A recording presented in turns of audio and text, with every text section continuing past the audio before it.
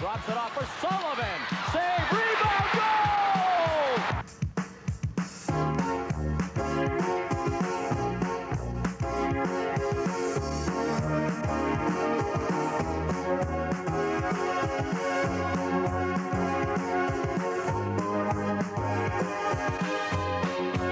This is Boston University's Terrier Sports Beat, a twice-a-month program bringing you closer to BU athletics. And now your host for Terrier Sports Beat, Doug Brown. Hi again, everyone, and welcome to Boston University Terrier Sports Beat. It's Beanpot hockey time again, and that will be our focus this week. The country's oldest in-season college hockey tournament opens at Boston Garden Monday night, February the 6th. Both semifinal games will be carried live here on NESN. Coming up on Sports Beat, hockey coach Jack Parker and our very special guest, Olympic gold medalist and former BU co-captain Mike Ruzioni. But before we bring on our guests, a quick hockey update. With the Beanpot upon us now and the Hockey East playoffs just a month away, the Terriers are trying to pull things together at the right time. They've taken advantage of a long homestand, winning 4 of the last 5, with renewed effort on defense and solid goaltending from fifth-year senior Peter Fish. The only loss over the last 2 weeks was a heartbreaking 3-2 overtime thriller against the University of New Hampshire Wildcats before a near sellout crowd of over 3,000 at Walter Brown Arena.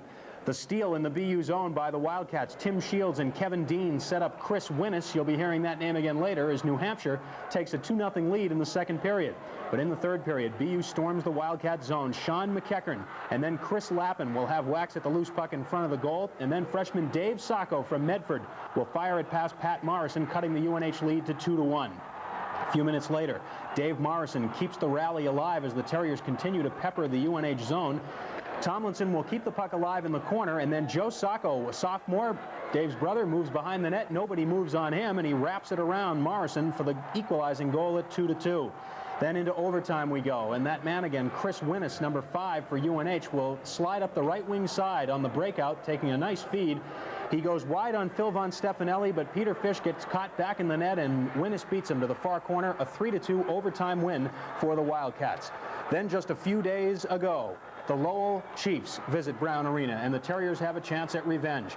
Mike Kulfer, the captain for the Terriers, scores his 20th goal of the year, ties it at 1-1, the setup from Mike Lappin.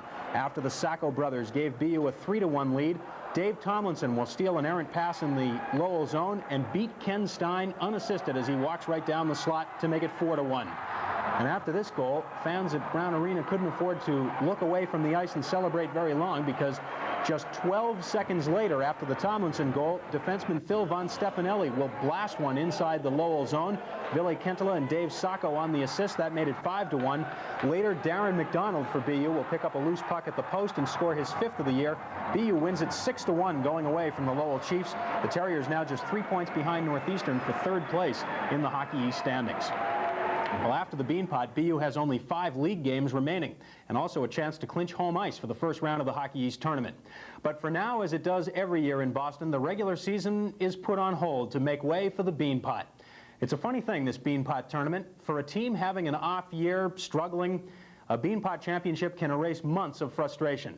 But for a high-flying team, a team that's winning, the Beanpot has come to be synonymous with upsets and various other surprises.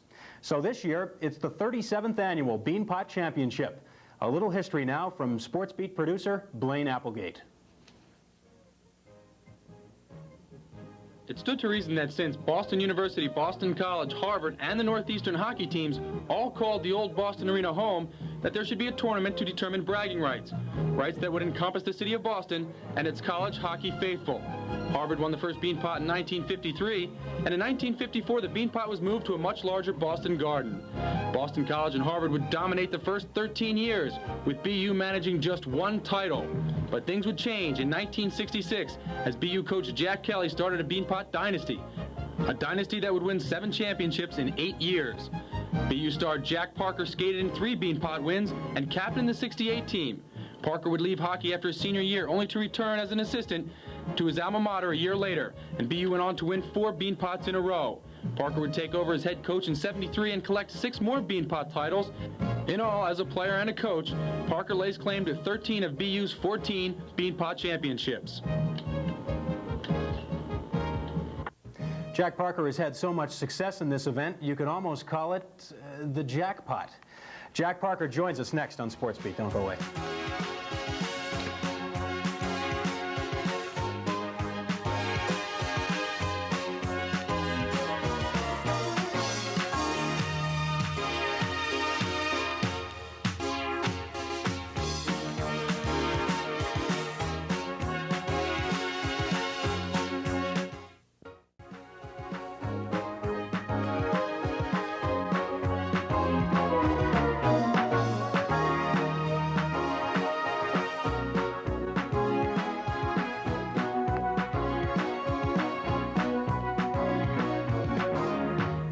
That 1970 Beanpot title was the first of 4 straight for BU. Earlier, from 1966 through 68, the Terriers won 3 in a row. Jack Parker played on all 3 of those Beanpot championship teams, and in this, his 16th year of coaching at Boston University, will gun for his 7th title as head coach. Before we get to the Beanpot, Jack, last time you were here, we talked about the changes that need to be made with the team itself to get you back on the winning track again. You've been playing well lately. What's different? What has changed? First of all, we've been getting very, very steady goaltending, and that's really helped out, obviously. Peter Fish has really given us some confidence in the goal and confidence on defense so that everybody feels a little loosey-goosey in our own zone instead of being uptight with the puck and turning the puck over. Other than that, I think everybody has chipped in helping Peter out at the other end by not giving up too many shots and working hard in our own end to make sure that we deny the other club scoring opportunities. You must feel, in general, a lot better about things going into this important time of the year, starting with the Beanpot. Yeah, I think that we felt that we were going to have a solid team this year. We knew we were going to be real young, but we still thought that we could make some hay before the season was over, and we're starting to come together as a team. We would like to have a little bit better record for NCAA purposes, but as far as the Hockey East playoffs are concerned, and obviously the Beanpot doesn't matter as far as your overall record, but those 2 things are still ahead of us, and we got a lot of things we can still win. And if we do well in the Hockey East playoffs, we can still get a bid to the national tournament. All right, we're going to talk about the Beanpot now for a little while. The first thing we're going to see here is some highlights of you as a player in 1967. In the middle of those 3 Beanpot championships you won. We're going to take a look at the highlights of this now, and you'll watch for number 6 in the dark uniform, the scarlet uniform. That's Jack Parker. And what do you remember about this time? Was the hype as bad then as it is now, or as much then? I think that most of the time it was, we always consider it to be just as tough as it is now as far as the attraction of the fans and everything. And as I mentioned, the magic number in those days was 13,909, and the Garden was always sold out, and it was always a big time. But so you never thought it could ever get any bigger. But it gets bigger every year for some reason. The demand for tickets is worse and worse every year, and everybody is more hyped up about it come, the media and the press, etc., are all more hyped up about it. So as much as I thought as a player it was the biggest thing it could possibly be, in my first few years coaching it couldn't possibly get any bigger. It gets bigger every year somehow. Are you in touch with some of your other teammates from those years, other than the ones that obviously are coaching now and you come in contact with on a regular basis? Oh yeah, in fact we just played Billy Riley the other night, and he was a line mate of mine there, and I see Billy Hinch once in a while, and talked to Jack Farrar quite a bit, and all those guys that played for us then, but I don't see a lot of them on a steady basis now. It was mentioned in the piece we ran earlier that of the 14 Beanpot championships that BU has accumulated, you've been involved in one way or another in 13 of them. Is it possible to separate one or pick one as maybe that was your favorite or was the most meaningful? I think as a player, it was my senior year. We were a pretty good team. We weren't as good as we were my junior and sophomore years, and we were the underdogs going in, and we beat Harvard in the final 4-1, and I got a goal, and I was the captain, so that was nice. But the biggest one of all, I think, was one that Mike was involved in. We had played Harvard early in the year. We were considered the best team in the league, and Harvard was ranked 2nd. And early in the year, they beat us 7-2 over at Harvard, and then they were ranked 1st all year long until the Beanpot final. And then we beat them 7-2 in the Beanpot final, the exact same score, and kind of took care of them pretty good that night, and that might have been the most memorable one of all. We're going to take a look now at the last 2 Beanpot championships for BU, which came back-to-back in '86 and '87. So let's look at the 1986 team first. This final, the 13th BU championship came against BC, a 4-1 win. Clark Donatelli with that goal. The setup there from Jeff Sveen to Tony Makozik, and now John Cullen and Clark Donatelli will work together in front. Cullen with the pass, of course. John Cullen very successful in the NHL these days. And then the empty net goal to polish it off by co-captain Peter Marshall. That club, well, again, I guess every Beanpot title is special in some ways, but it's fun just to look back and see the guys who even have only been gone a year or two, yep, and see what they're doing now. Guys like John Cullen and so forth, who've been very successful in the NHL. That was obviously a great win for us. the fact of the matter is that that line had such a great night. The Donatelli, Launi, Cohen line really was fabulous, and they kind of won the whole thing for us. This is something we haven't talked about before in your previous appearances here, the transition from playing to coaching. Do you still think back to, like, when you look at that tape of yourself playing in the 60s, do you miss the actual competition itself on the ice? It's a lot easier to be a player than to be a coach, that's for sure, because you don't ever get nervous. You know, you might get a little butterfly before the game, but once the game starts, you're all set. So that way, it's a lot easier. And I can remember the games I played a lot better than all the games I coached. I mean, I can remember all 6 games that I played in the Beanpot. You could only play 3 years in those days. Freshmen were ineligible, but I can remember every score a lot better and what was going on than I can all the other games that I coached. So I guess those linger longer with you. Are you saying you forget some games that you coach? Yeah, I might do that too. Let's take a look at the 1987 Beanpot Championship now. The last time BU won the title. And it was the second of back-to-back, as we mentioned. And, of course, this was a very dramatic game against Northeastern, 3-3 in overtime. And why don't we have you describe this goal here by Mike Kelfer to win? Yeah, this was a nice rebound to come out and kind of popped out to him. Mike was caught the wrong way, and he turned around and gave a around the 360 before he rifled it back by Racine. It was a great goal. Eddie Lowney got 2 goals in that game as well. And again, the Lowney, Donatelli, Cohen line had a great night. Mike was MVP. Mike Kelfer was MVP that night. Obviously on the strength of that goal as well, winning it in overtime. I think we're going to take another look at the goal itself, but in any case, Mike Kelfer made a great play, a couple of great plays. He had the first shot, and then over on the far boards, he kept the play alive, feeding it back to Thiesing at the point. Yeah, he could almost got two assists, the shot, the pass, and then the goal itself. So he helped out quite a bit on getting his own goal and getting himself a place in Beanpot history, too. Does the Beanpot mean any less now because the games don't count in the standings? They used to when all the teams were in the old ECAC. Yeah, when we were all in the old ECAC and they did count, you know, boy, this is really important. You can win the Beanpot, but you're going to lose a league game, too. It could be tough. And then when they changed that rule, so we were all in the same league, but those games didn't count, I thought it would take something away from the Beanpot. It had nothing to do with taking it away. It made it even bigger, probably. And now that we're in different leagues, that Harvard's in the ECAC and we're in the Hockey East, obviously they can't count in the league anyways, and I think for some reason this has become bigger and bigger. Now it's Hockey East versus ECAC, and it's NCAA tournament time is important, these 2 games, and it's made the consolation game even bigger, I think. I think the coaches of the other 3 teams in this year's tournament are envious of your position, maybe not for the team's record. The other 3 teams are in the top 10 nationally this week, but traditionally the underdog, the team that maybe is below 500 going into this tournament, is the team that turns out to be the one to beat. Yeah, it always has been an underdogs type of tournament, and we certainly are. We've been manhandled by Northeastern, we've split with BC, and we haven't played Harvard. So we will be considered the underdog any way you look at it if we were playing any one of the other 3 teams. But and sometimes this is the best place to be as the underdog in this tournament, and hopefully it'll hold true. By the same token, we talked about the games not counting now in the standings, but is it difficult to at this point in the year, particularly when the team is starting to play well, to play these games, even though they are Beanpot games, but taking that away for a second, to play 2 games that really don't count when maybe you'd rather play some teams than do count and play league games? Yeah, I think when you're on a roll like this, you'd like to stay in the league and see if you can't help yourself out for the end of the year standings for the Hockey East tournament, etc. But the great thing about the Beanpot is that it's something you get instant gratification for. Right now, tonight, we can win something. You know, the first night we can get ourselves into the final. The second night we can get ourselves a trophy, and it's right here, right now. It's not add up all the points all year long. So even though it's tough on the coaches and players to kind of take the time out in a big war to go fight a skirmish over here, this skirmish sometimes is as big as any of them. And it's still partly, it's partly a hockey tournament and in large part a reunion still, isn't it? Yeah, I think that's, I mentioned you earlier, one of the things Billy Riley said to me when I got the job. He called me up. I don't know whether to congratulate you to be the BU hockey coach or condolences. I said, why? He says, because you won't be able to hang in the Beanpot anymore. You have to be coaching. It certainly is a reunion for all the former players and a lot of the fans as well. Good luck in the Beanpot, and we'll see you back here in a couple weeks. Okay, thank you. All right, Jack. Coming up, another guy who's pretty familiar with this little crosstown hockey tournament, Mike Eruzione, joins me on Sports Beat next. Making too many good saves. Eruzione! Mike Eruzione!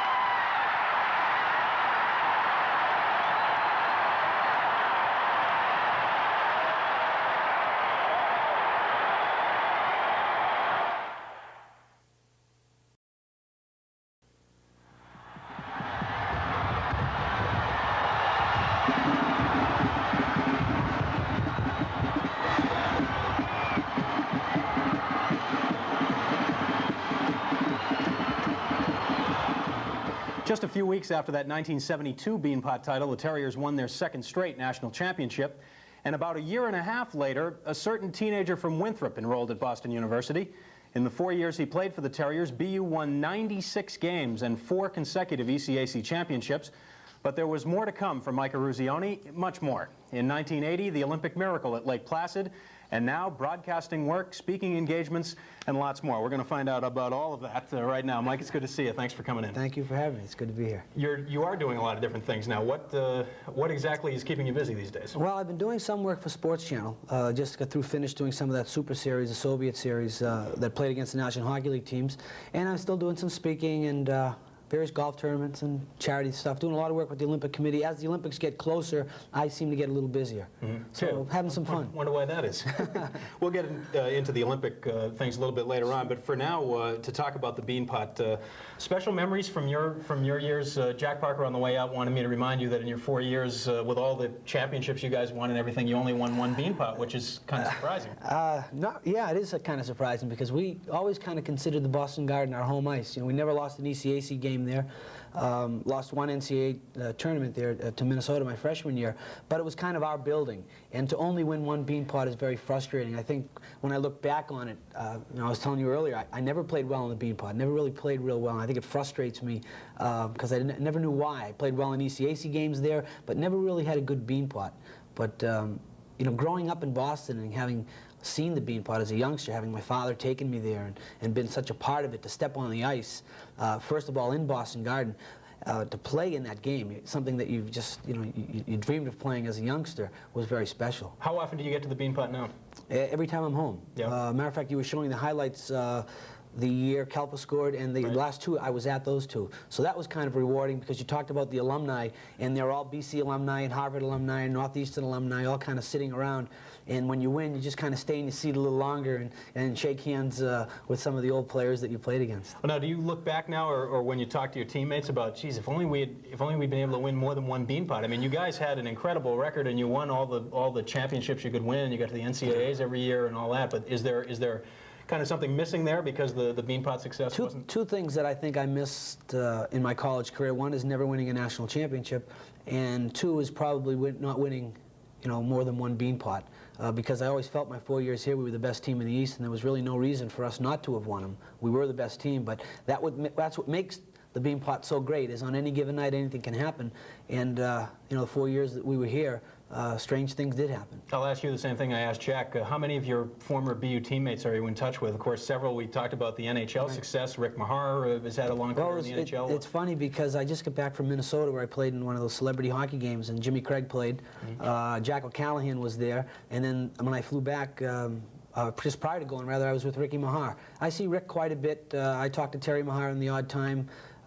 Get to see a few of the guys once in a while. Saw Mikey Fiddler a few weeks ago, so you know, we reminisce a little, but not too much about the Beanpot. If I see them at the Beanpot game, then all of a sudden we start talking about the Beanpot. We're going to talk about the Olympics after this next break, but first of all, before we get to that, when you graduated BU, you had won the 4 ECAC championships. You wound up as the 3rd leading scorer in BU history. You had a lot of accomplishments. Did you, thinking back now to when you graduated, did you think that was pretty much it for your hockey career, or were you pointing toward 1980 at that point? Because you graduated in '77. I had no idea. Actually, it was after graduation, was kind of hoping to play in the National Hockey League. Never thought or knew what was going to happen to me, or what was going to happen, you know, in 1980. Okay, well, we're going to take a look at what happened in 1980. Not that it's a secret by any means at this point, but coming up we will have more with Mike Eruzione, including a look back at, well, that particular hockey game that you may recall. Stick around. We've got Bedlam. 11 seconds. You've got 10 seconds. The countdown going on right now. Morrow up to Schultz. 5 seconds left in the game. You believe in miracles? Yes! Unbelievable.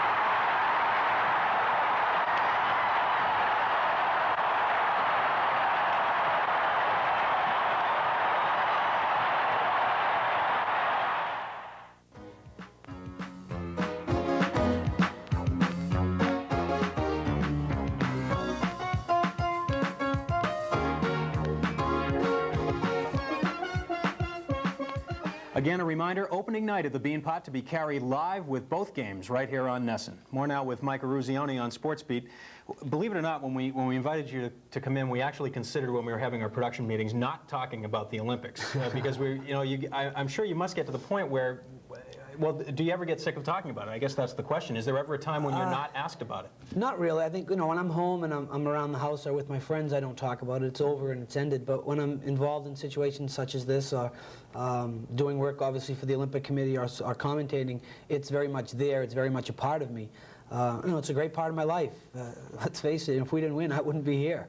So it was something that was very special to me. Can you think of a question that has not been asked or a feeling that you have not expressed about that whole experience? It would be hard. It would probably take me a while to think about it, but I have probably been asked everything that I think I could be asked.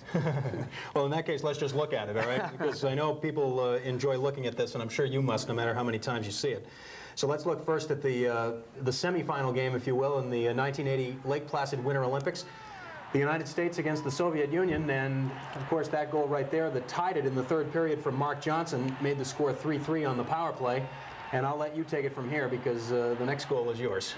Well, this was kind of actually a strange goal. I didn't know whether to shoot or not, and then the defenseman went down and used him as a screen, and it went in.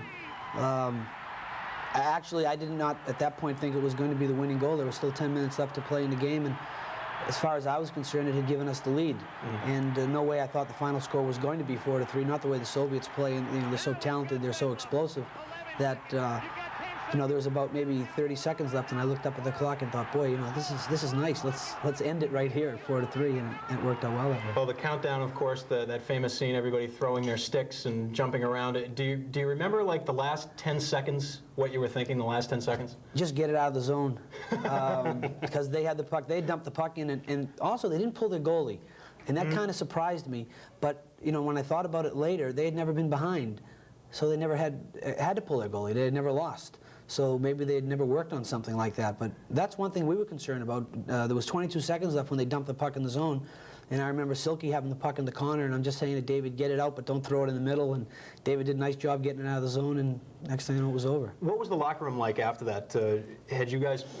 Did you not celebrate because you knew you hadn't won the gold yet, or? Well, we kind of celebrated, but just more of an emotional celebration, an excitement type of celebration. And then I remember the next day coming into practice, and we were all in the locker room, and everybody's getting everybody else's autographs, and we were signing sticks, and Herb Brooks came in and just flipped out. I mean, just started screaming and yelling and telling us that we weren't that talented and we weren't that good, and just because we beat the Soviets didn't necessarily mean it was over, and kind of let us put everything back in perspective again and get ready for the game against Finland. I was going to say, he had that personality, didn't he? He wanted to keep you in perspective. Herb was very aware of what was happening.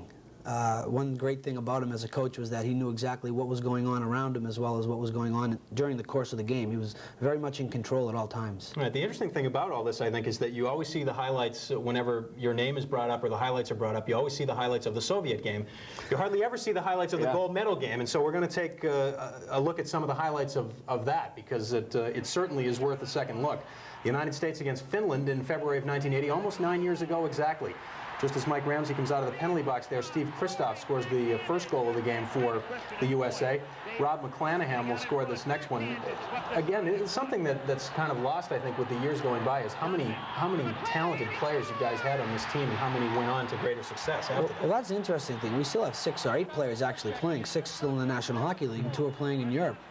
Here's the final goal by Mark Johnson. And Mark's just a gifted player. He stays right with the puck. He goes to the net. And it's about 3 minutes left to go in the game, and right now we know that there's just no way we're going to lose the game. But we were a lot better than people thought we were. They talk about a strength of a hockey team is your defense and your centermen. Mark Pavlich was a great player in the National Hockey League. He's still playing. Mark Johnson was a centerman. He's still playing. Neil Broughton's a centerman. He's still playing.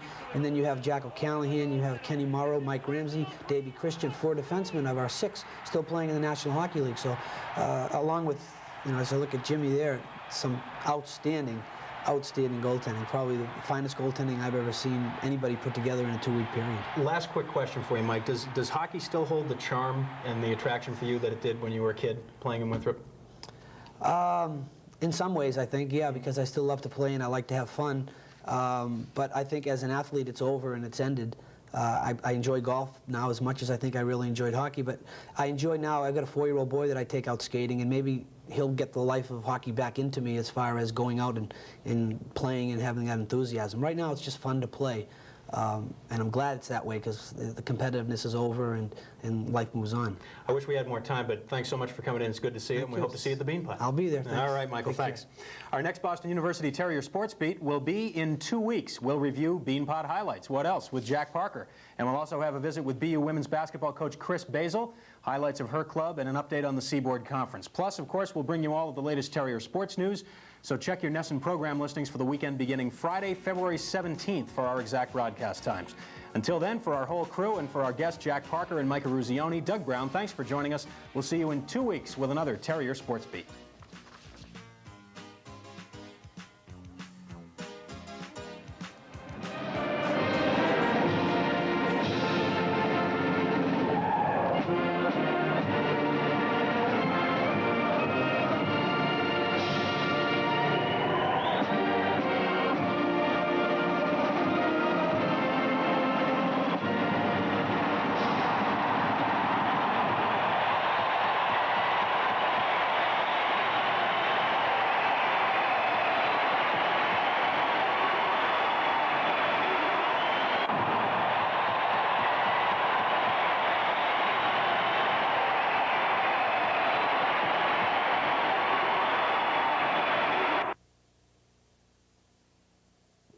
Terrier Sports Beat is produced at Boston University's College of Communication.